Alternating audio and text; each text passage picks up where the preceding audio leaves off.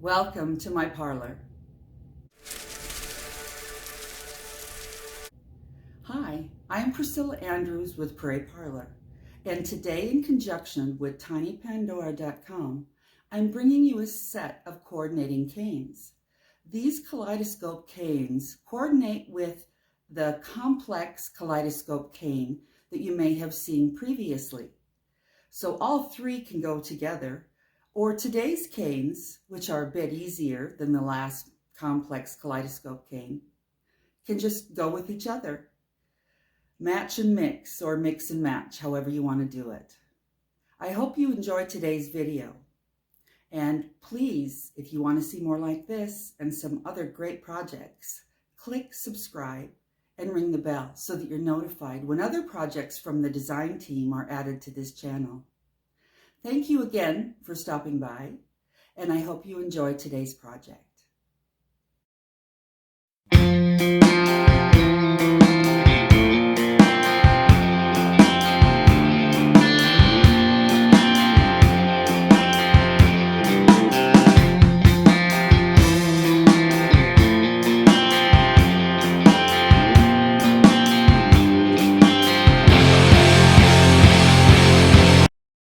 We're going to start with this cane. It's just a little bit more complex than this one, but not much. So to get started with this cane, we will need to take this bullseye cane and make two pieces of a teardrop shape. Here are the two teardrop canes that start forming the center. The next part we need to do is the same thing, make a teardrop shape for the center with the solid red. Okay, here's our red teardrop. Now the first thing we want to do is compare them for size, and it looks pretty good. Now you want to make sure that your bottoms all come to a straight and even point. So our bottoms are all nice and straight. And we're going to go ahead and put those together with the points on the bottom together. And this is going to form the very center of our cane. And now what we're going to do is take a piece of that triangle that you extruded, and we're going to place one in each of these places here. And that's going to serve as something that is going to keep those tops apart from each other rather than squishing together and becoming just one big blob. Now what I'm going to do is take this blue cane, and we are going to make roll it down and cut it in half, because now what we're going to do is place that blue on top of this. Okay, I rolled a piece of blue out to a smaller size, and now I'm just going to use it here for a size comparison to see how that looks. Now you're going to notice I'm making a change here from the original cane. When I made this cane, I made the blue slit on the bottom, but I'm going to change that. I want the flow to go up and out, so I'm going to put the slit on the top this time. All right, I have made a slit in my blue almost all the way through. Now the first thing you're going to want to do is when you make that cut, the blade puts some pressure down and pushes that in. So I'm going to open this up and just pull those top edges out some here so that they aren't curled inwards, so that they have a better outward shape. And you can probably see as I do this how it's changing the roundness of the cane, and that's what we want. We want it to be a little more petal-like. And that's going to go right up here.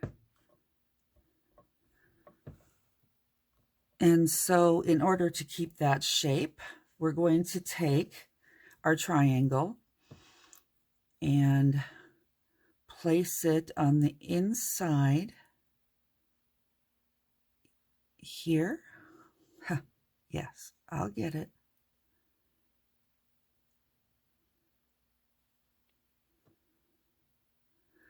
So that's going to keep the shape. And then you're going to go ahead and place some more triangles and fill that space. I thought I'd show you when I place the triangles to keep a space open like that. I do it like that, placing a triangle flat on top of that one. And then that leaves space for me on this side to place another triangle. And then also on the other side. Then we get a nice fill with that. What we're going to have to do now is fill in the red right here until we get to where we're going to put a piece of yellow on each side. Here's where the octagon shape comes in handy. When you just start filling in those spaces, I think I'll start with the triangle first, where the pieces come together. So I'm going to go ahead and fill that in, and then I'll be back to show you what I did where. As I'm filling this in, I wanted to mention to you, I am using the octagon pieces on the sides. And then as I started laying the second row of octagon pieces, I noticed there's some small spaces in there. And that's where you will use this smaller rope piece, because you don't ever want to leave any spaces inside of your cane, because every time you do that, that just gives you an opportunity for distortion. This is looking pretty good. You want to fill it out just to go straight up here. And this is also where my smoothing tool comes in when I want to make a nice flat surface here. Even though I'm going to be filling it in, this will give me some idea what I need where. And so here we are now, and what we're going to do is we're going to take the solid yellow, and we're going to go ahead and shape that piece, and it's a half dome shape before it was reduced, and we're going to set that here, and we're going to fill in after we set the yellow in. Okay, now we have our half dome shaped. I reduced the yellow to about the size that I want. And these are going to come off the top here. But first, I'm going to flatten them a little so that it's not perfectly round.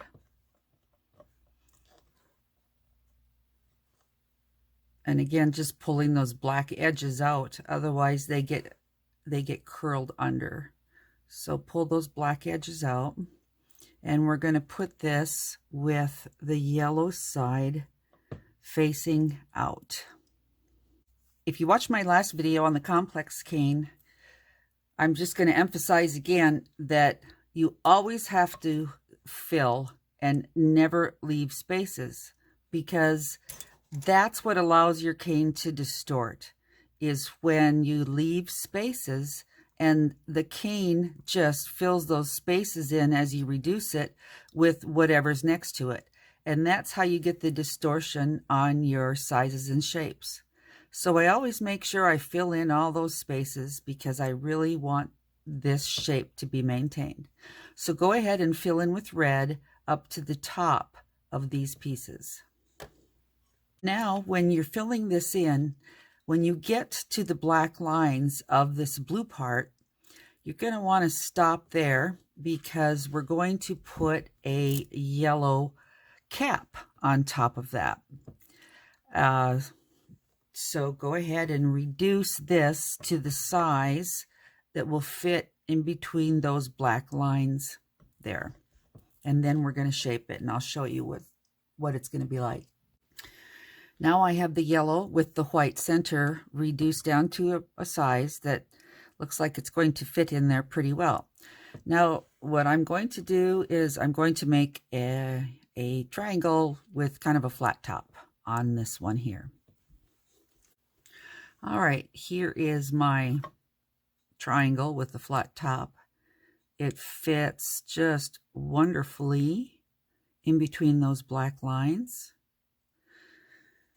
And there we go. So now what we're going to do is we're going to go ahead and fill in red up to the top of this triangle.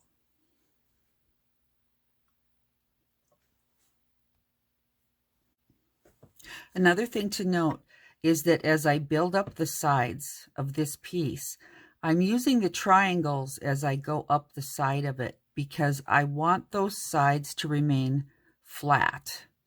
So I don't want round pieces next to that. I want to keep that flat shape. So I'm using triangles as I go up, and then I'll just fill in behind the triangles so that we can keep that nice flat shape up to the top of this flat top triangle.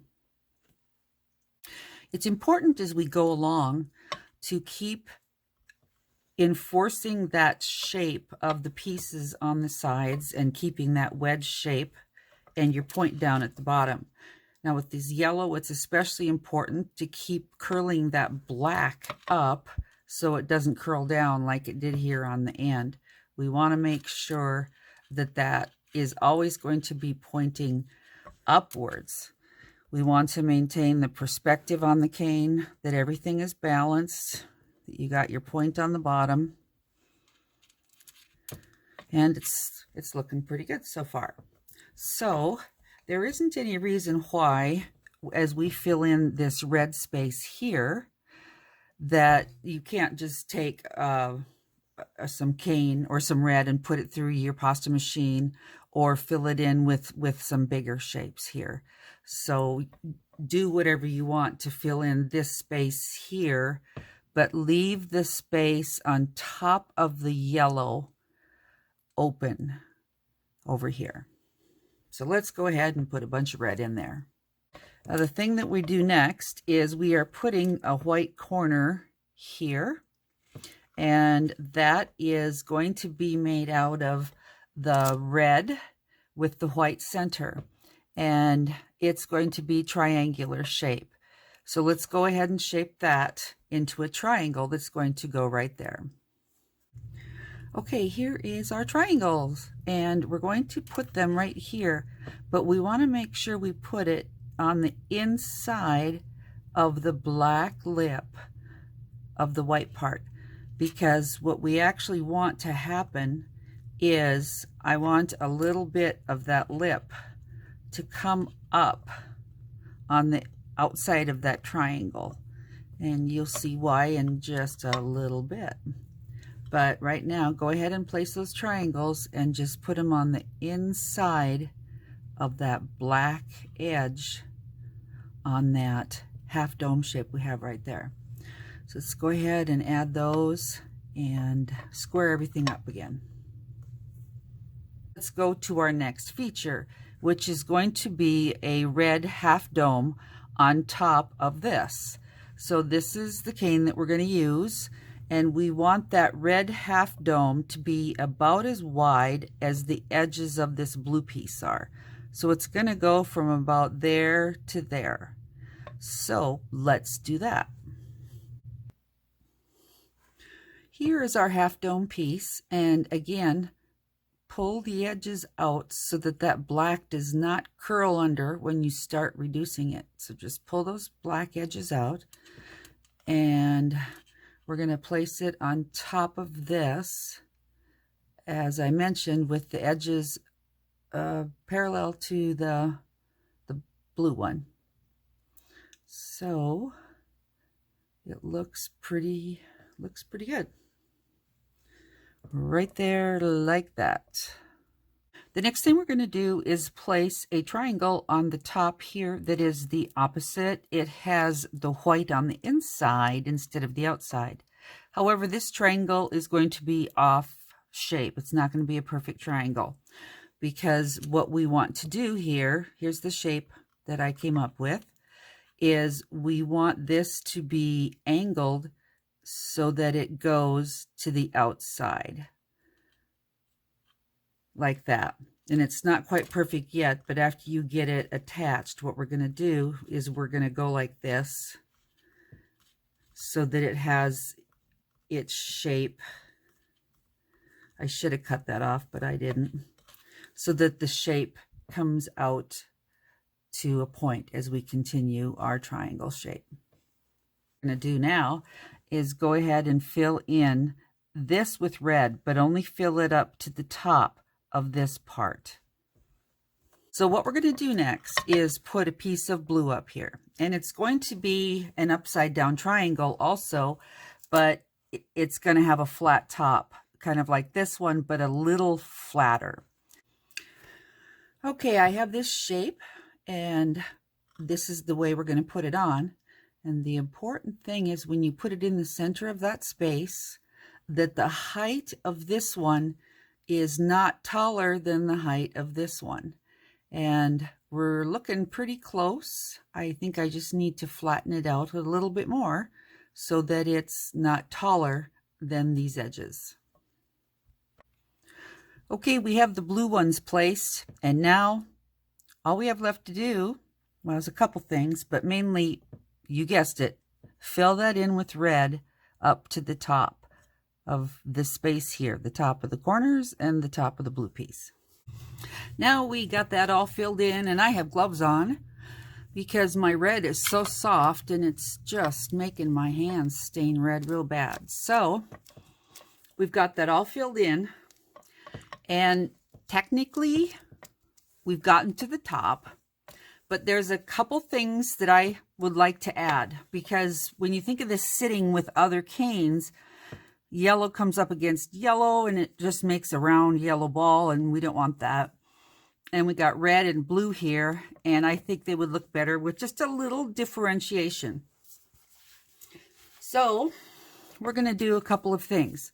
The first is I'm going to put a piece of red down to the middle or so of the yellow piece on the sides. So let's get ready to do that. So I have rolled out a piece of red on the pasta machine at the number 2 setting so that we have a nice red line, but it's not overwhelming. And I just take it and wrap it down around the bottom like this. And yes, we're going to have a red line, but that's okay. Remember, we want a red, mostly red cane. And I ran it up to about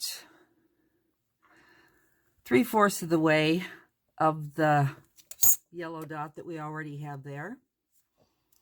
The other thing is I'm going to go up here on the top, and I am going to put a little bit of red on top of the blue, and then I'm going to take the white cane and reduce it down and then cut it in half and flatten it real good.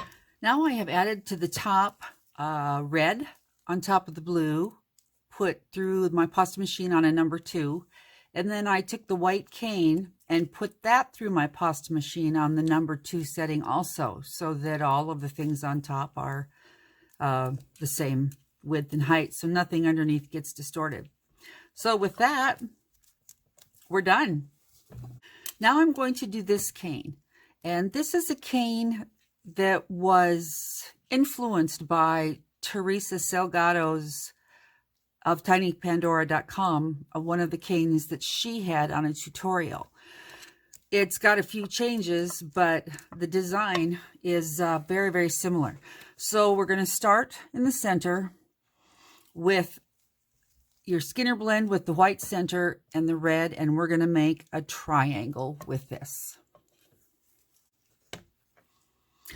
I now have my triangle as the base of this prepared, and the next thing we're going to do is take some blue, and when I get it rolled out to a better thinness, I'll show you how we go about making that shape using a tinypandora.com cane bender.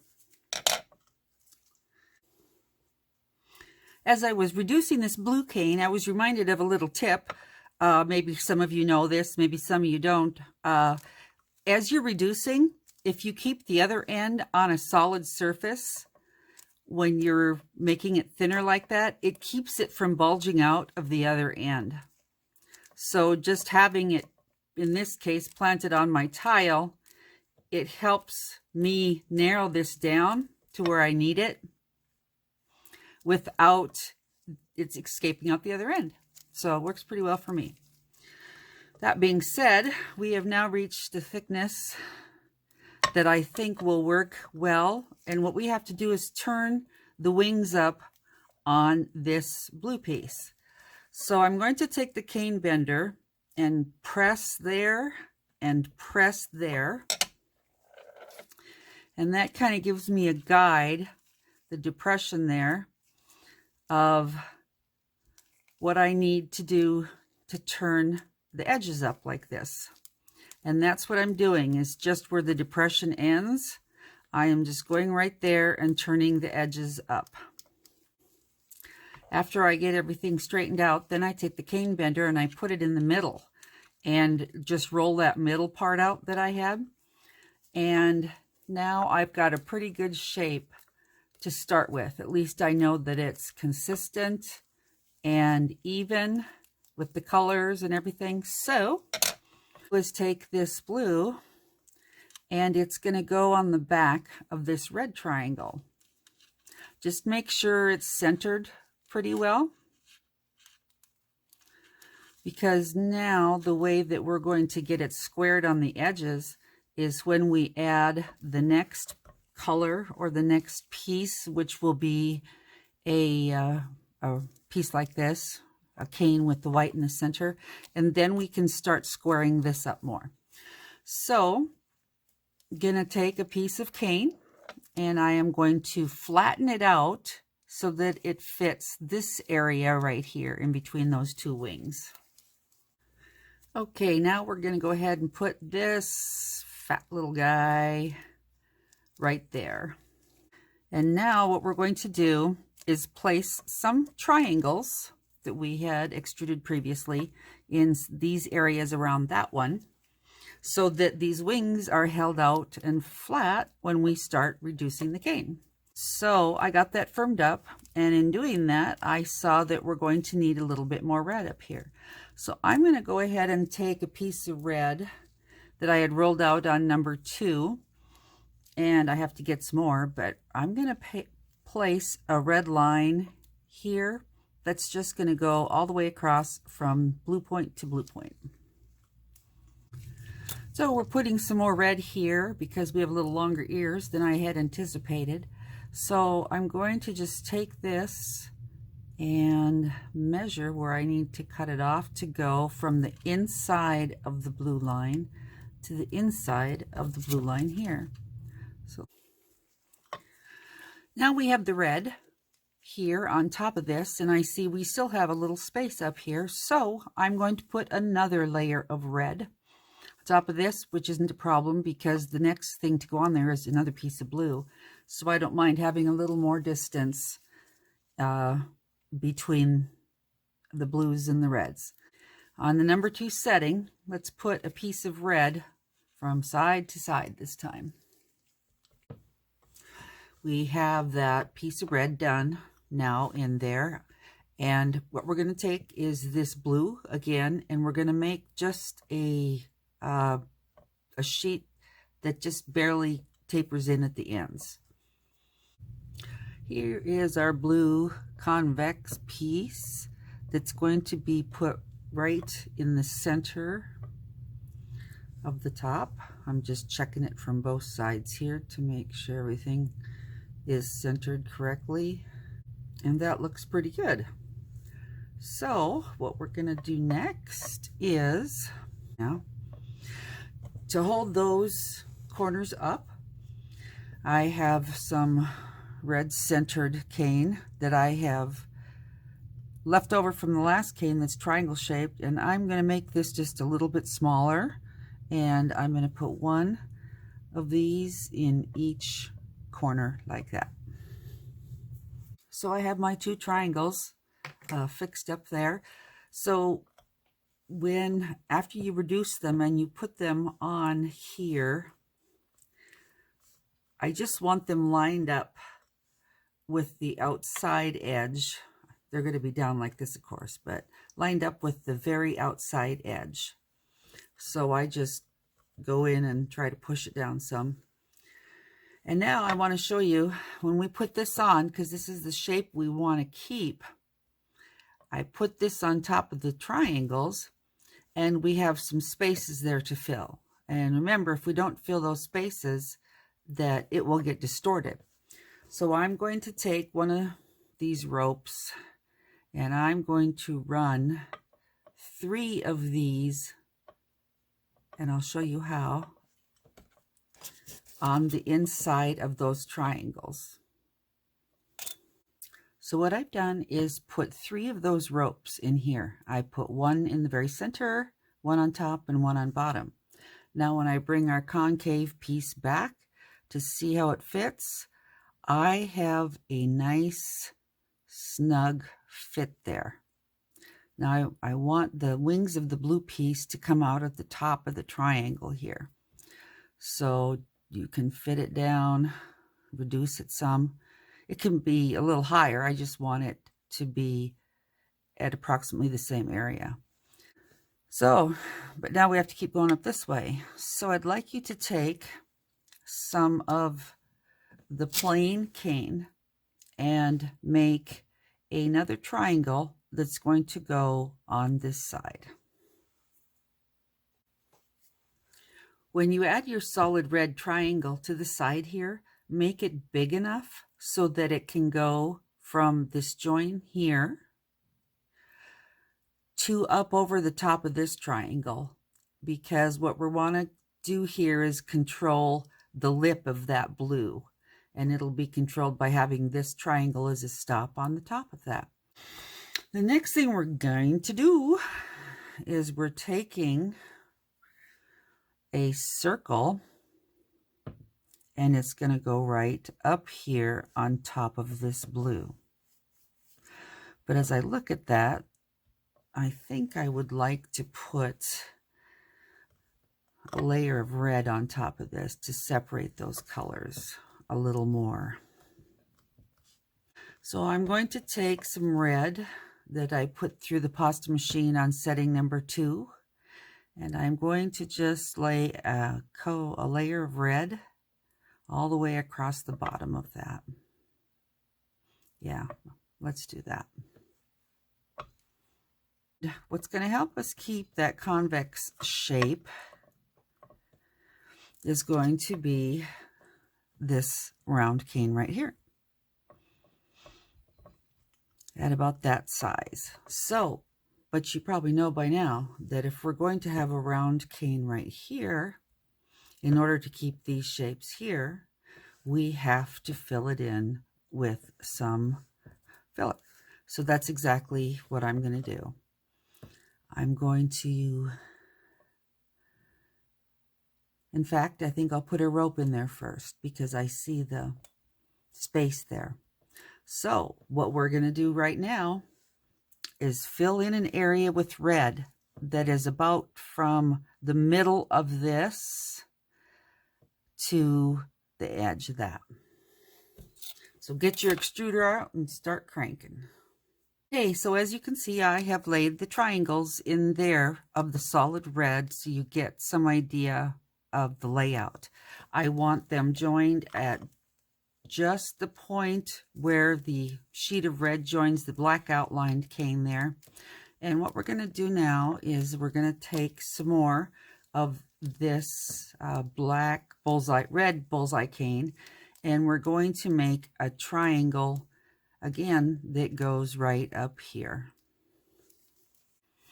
There, we have those on them, and now all we're going to do is add one more shape up here and fill in with red.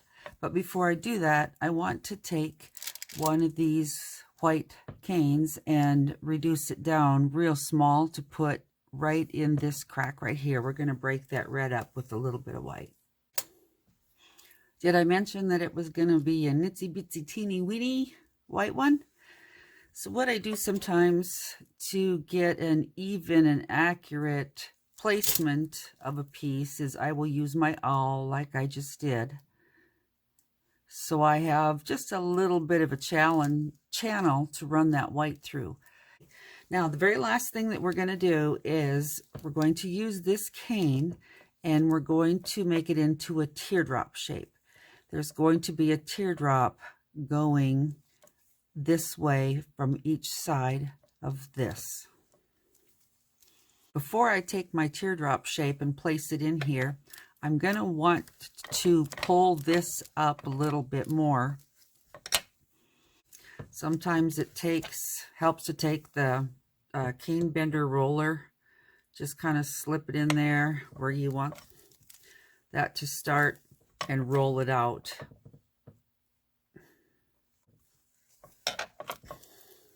There, that gave me a nice shape. So let's place our teardrops in there. Okay, we have our little teardrops, or big teardrops, in there now, where they're supposed to be. And what we do next is we're going to fill this up with red backfill like we did down here, but only go about halfway up of this teardrop shape with the red. Okay, you can see that I have, after I filled that up to just about halfway on these teardrop shaped here, I placed 2 triangles on the inside. Now, our goal here now is for this to be the top of this part of the cane. So we want to start filling in the top here so that we can end our cane up here. So I put those triangles in, and then the next item I'm putting in is a red bullseye cane with a white center, and I made that just so that it fits in between those 2 triangles. I have everything just about level because what I did was I took this and put it upside down and just put some pressure on it going down this way. And that works, except for one thing. We want to keep this teardrop shape here.